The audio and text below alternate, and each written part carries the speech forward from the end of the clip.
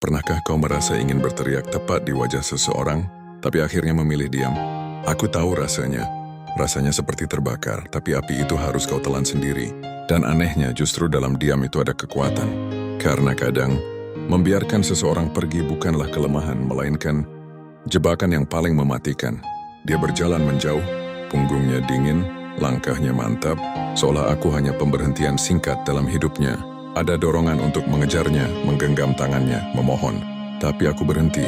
Nafasku berat, dadaku sesak, tapi aku tahu mengejarnya hanya akan membuatku terlihat kecil. Jadi aku biarkan dia. Aku simpan tangisku.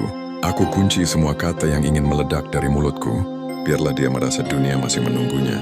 Biarlah dia percaya ada seseorang di luar sana yang lebih baik dariku.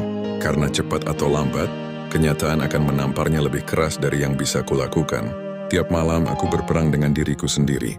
Ada sisi yang merindukannya sampai mati. Ada sisi lain yang ingin melihatnya jatuh, hancur, menyesali semua. Di tengah itu aku hanya duduk, menatap langit-langit, sambil menggenggam rasa sakit yang seperti tak habis-habis. Dan aku bertanya, siapa yang sebenarnya lebih kuat?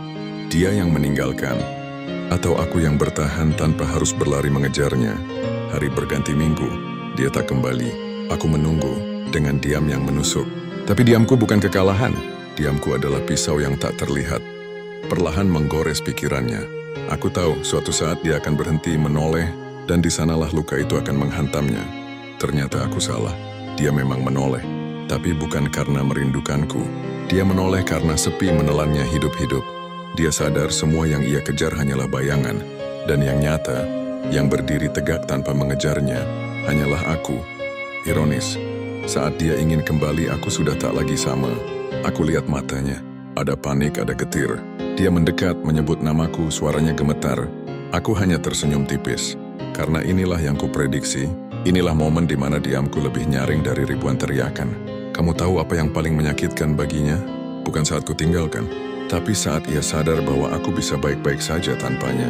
Bahwa aku bisa tetap berdiri, tetap bernapas, bahkan tumbuh lebih kuat. Dan kesadaran itu lebih tajam dari penolakan apapun. Jadi aku biarkan dia berdiri di depan pintu, kebingungan, terjebak dalam pikirannya sendiri. Biarkan dia merenung, biarkan dia sadar. Karena yang terbaik bukanlah yang berlari mengejar, tapi yang mampu membuat seseorang kembali dengan kepala tertunduk. Dan aku adalah itu. Dan malam itu aku berbisik pada diriku sendiri. Kadang, cara paling kuat untuk menang adalah dengan tidak melakukan apa-apa. Karena pada akhirnya, yang hilang akan mencari jalan pulang, tapi tidak semua pintu akan tetap terbuka.